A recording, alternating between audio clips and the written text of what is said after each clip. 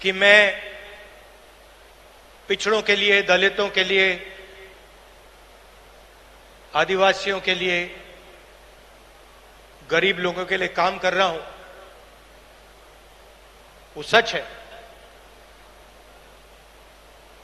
मगर उन्होंने बात जोड़ी कि आने वाले समय में लोग मेरा नाम याद करेंगे। और जैसे ही ये शब्द उनके मुंह से निकले तो मुझे एक बात याद आई।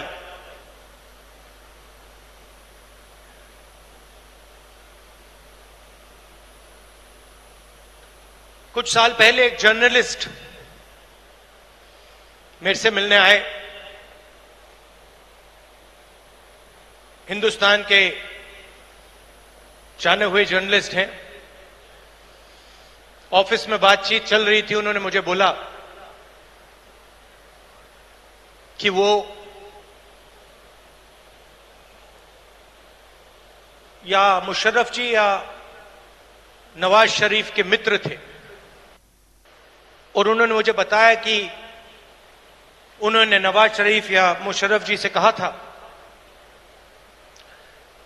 कि अगर आप हिंदुस्तान और पाकिस्तान के बीच में शांति लाएंगे तो पूरी दुनिया आपका नाम याद करेगी। और उस टाइम जब जर्नलिस्ट ने कहा था, मुझे एक बात याद आई थी। जैसे ही उसके मुंह से ये शब्द निकले थे, मेरे दिमाग में यह बात उठी थी कि मैं छोटा सा बच्चा था, 7-8 साल का, और मैंने इंदिरा गांधी जी से यह सवाल पूछा कि दादी,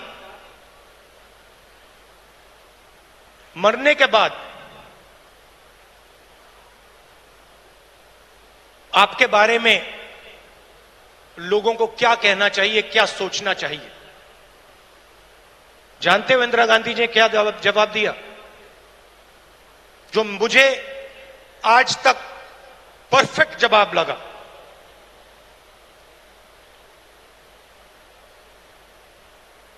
उन्होंने कहा, राहुल, मैं अपना काम करती हूं, मरने के बाद लोग मेरा क्या सोचें क्या ना सोचें, मुझे कोई फर्क नहीं पड़ता है। मुझे इंटरेस्ट अपने काम से है, और अगर पूरी दुनिया मेरे मरने के बाद मुझे भूल जाए, वो भी मेरे लिए मंजूर है, अगर मैंने अपना काम पूरा किया। तो यही मेरी सोच है। लोग क्या सोचेंगे क्या नहीं सोचेंगे, मुझे कोई फर्क नहीं पड़ता। सच्चाई क्या है और मुझे क्या करना है, वो मैं करना चाहता हूं।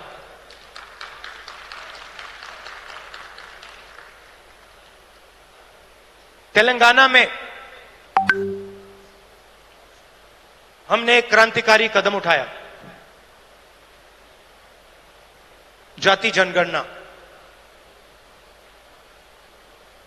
उससे कुछ महीने पहले मैंने पार्लियामेंट हाउस में भाषण दिया था। मोदी जी के सामने कहा कि मोदी जी, आप जाति जनगणना कराइए, देश को मालूम होना चाहिए इस देश में दलित कितने हैं,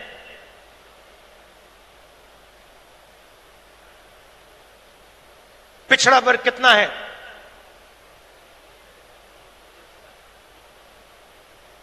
अति पिछड़ा कितना है, अति दलित कितने हैं, आदिवासी कितने हैं, माइनॉरिटीज कितने हैं, गरीब जनरल कास्ट के कितने लोग हैं।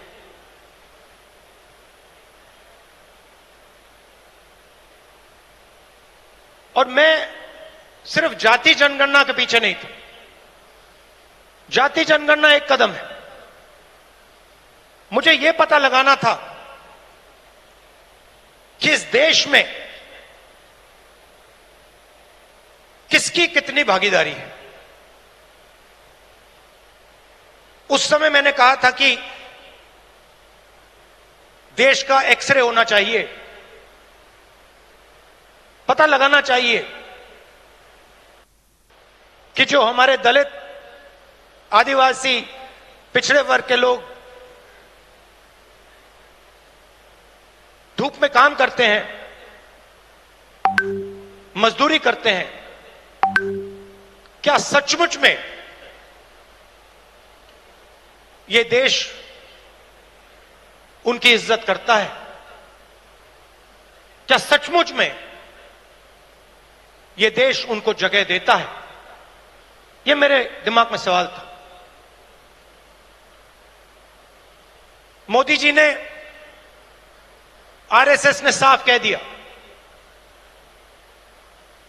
हम जाति जनगणना नहीं करेंगे, हम जानना नहीं चाहते हैं, हम समझना नहीं चाहते हैं,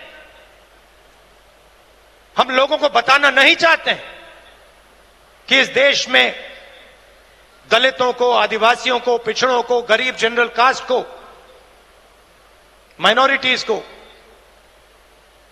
कितनी भागीदारी मिलती है, हम छुपाना चाहते हैं। और वहां मैंने सामने बोल दिया कि आप छुपाइए जितना छुपाना है।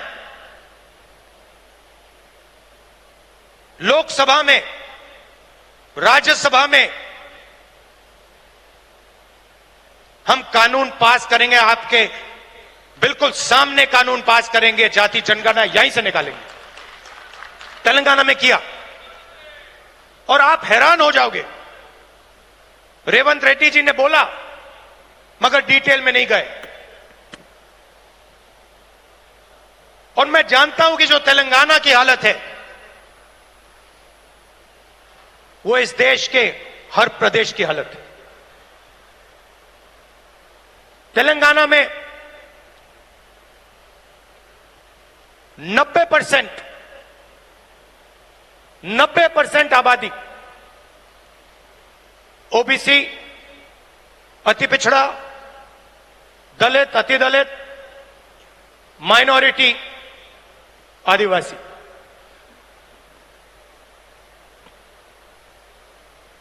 तेलंगाना का कॉर्पोरेट सेक्टर देखिए, मालिकों की लिस्ट, सीईओज की लिस्ट, सीनियर मैनेजमेंट की लिस्ट, 90% में से आपको एक व्यक्ति नहीं मिलेगा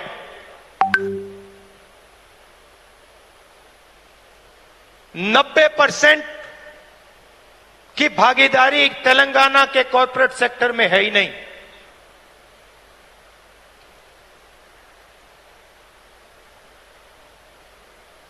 आजकल 21वीं सदी में मजदूर को गिग वर्कर कहा जाता है। वो घरों में खाना ले जाते हैं, घरों में खाना पकाते हैं, पिज्जा ले जाते हैं, अमेज़न की डिलीवरी ले जाते हैं, धूप में ले जाते हैं, सड़क पे मरते हैं। तेलंगाना में उनकी लिस्ट निकाली,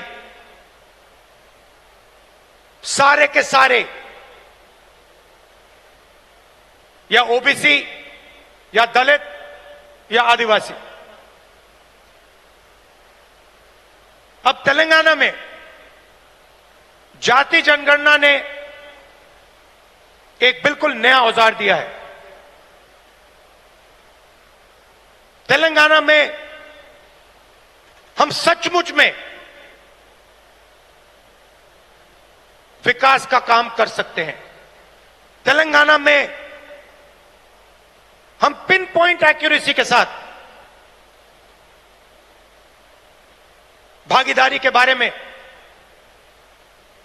हर सेक्टर में आपको बता सकते हैं। और मैं खुश हुआ कि जाति जनगणना होने के एकदम बाद हमारे चीफ मिनिस्टर ने और हमारी टीम ने ओबीसी रिजर्वेशन को 42% तक पहुंचा दिया है।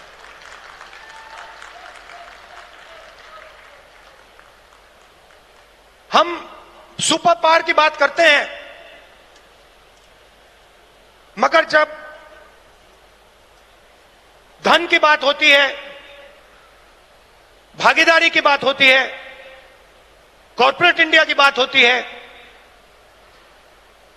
चाहे प्राइवेट अस्पताल हो, प्राइवेट एजुकेशन सिस्टम हो, 90% उसमें है ही नहीं। मोदी जी 24 घंटा